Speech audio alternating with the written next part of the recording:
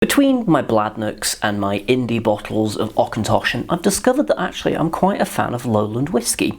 And it's a region worth looking at, and there's lots of things going on in that region at the moment. And this is one of them. This is whiskey from Fife. A lovely word. You just kind of want to spit out. Fife.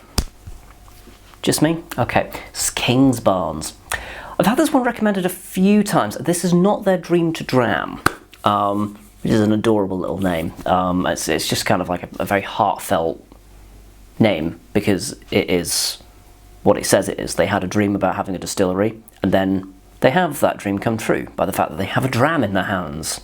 So that's where that name comes from. This is not this.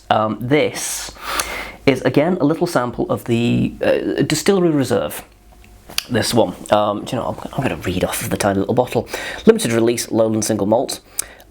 It is 59.8% cask strength, non-chill filtered, natural colour, all those lovely fun things. 100% red wine STR casks, which stand for shaved, toasted and recharred, basically reconditioned casks. And it's given it a really quite extraordinary colour. No age statement, but I think around about the 3-year mark. Most of their, in fact, I think all of their releases are no age statement, because they're still a pretty new distillery. This will be my first time having anything from Kingsbarns. I heard, I probably shouldn't go on with gossip, but I'm going to. I heard mixed things about the Dream to Dram. I shouldn't let that colour my opinion. I did. So I thought, well, do you know what? This is one of their special releases, and I'm a sucker for a special release. So we'll give it a go. It's a beautiful auburn colour. Like, really digging that colour on this. Yeah, I was a bit suckered in by the look of the bottle originally. I don't have a bottle, so that seems dumb, really, but the bottle's this beautiful dark red coloured whiskey with this dark blue label on it. It's very smart looking, if I do say so myself. I say that as if I had a hand in... Oh, that cut me off mid-sentence. That's a good sign. Oh, yikes. It's like you walked into a bookstore that specialises in books that are a minimum of 50 years old. There's a lovely tannic quality to it. There's something really warming about it. Lovely sort of vanilla notes and cherries. That's something I don't get very often off of a whiskey. Cherries. I love a cherry. I've got some maraschino cherries. Cherries? The fuck is a chelly? I hope that's not like a slur or something now. That's not a word, right? Please tell me that's not a word. Please tell me it's not a bad word. I say that like this is some kind of nursery channel or something. But yeah, cherries. It's, yeah, a little bit of chocolate as well. For some reason it's reminding me of a flake, so we'll say milk chocolate. I don't know why specifically a flake. Because there is nothing special about the chocolate in that. It's just a weird shape, for want of a better way of putting it. Okay. Sipping time. Holy shit. Okay.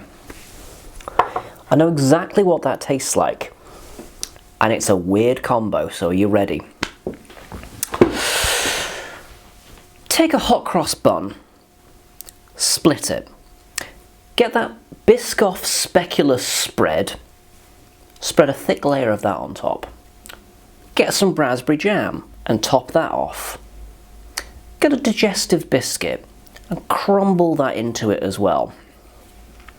Finish with a drizzled maple syrup, top it off, and eat the motherfucker. That is what that tastes like. And the finish just refuses to go away. It's like you got one of the raisins from that, frankly, godly sounding sandwich jammed in one of your molars, and it's just kind of like, hello, I'm a raisin, I'm still here. It's like Mike Tyson took that sandwich, pinned you to the floor, and just bitch slapped you with it.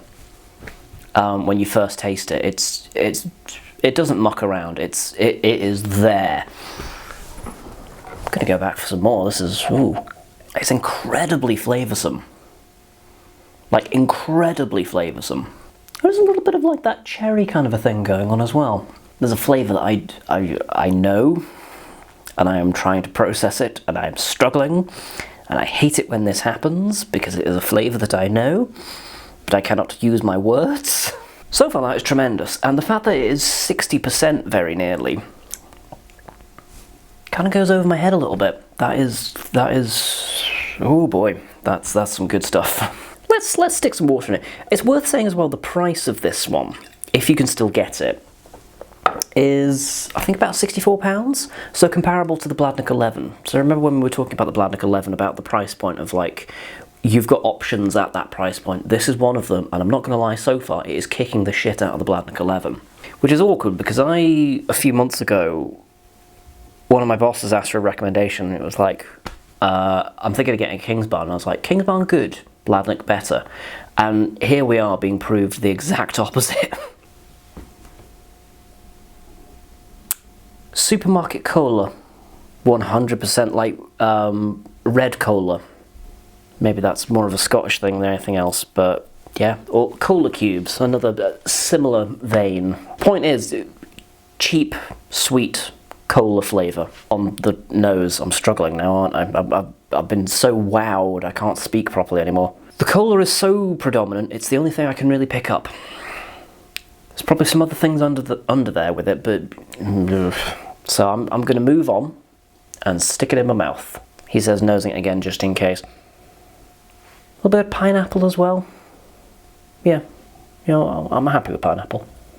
The addition of water tames the beast too much. I didn't put too much in either. Does go a bit monotone. That hot cross bun monstrosity, lovely. And accidentally drop it in the sink full of water and then try and eat it. The flavours are still there, but it's not the same. The aroma is confusing because it's nowhere on the palate, which is weird because on the nose it's such a predominant aspect, this weird cola fruity kind of an aspect to it, and on the flavour it's just meh. It's possible I over-egged the water. I didn't think I did, but it's possible I did. So if you are going to add water to this, I'd maybe suggest a pipette. Because I get the feeling that more than 1 or 2 drops, well, I mean, by the looks of it, more than 1 or 2 drops, I mean, it's practically murdered it. So go gentle into that good night. Let me know down below, have you tried any Kingsbarn stuff? What did you think of it? Was I wrong to put off trying it before now? Leave me all these things and more down below. What would you spend 65 quid on if you had 65 pounds to splurge on whiskey? What would be your go-to? Thumb this video if you enjoyed it. Subscribe to the channel if you haven't already, because why not? And do join me next time, where I'll be drinking something else.